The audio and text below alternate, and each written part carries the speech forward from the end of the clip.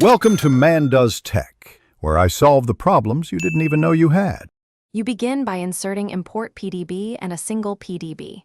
Set trace at the precise line you want to inspect. Once done, save the file and run Python your script. This drops you into the PDB prompt where execution pauses. You use short commands now. Type N to execute the next line, S to step into a function, and C to continue.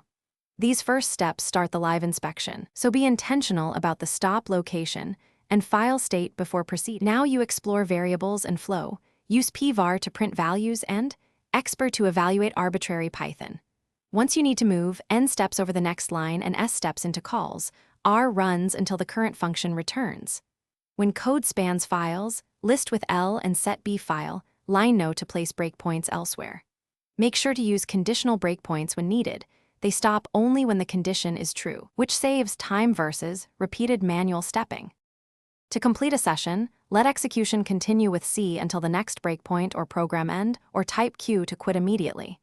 If PDB never appears, first check that you saved changes and that execution path actually hits PDB. Set trace, race conditions can skip it.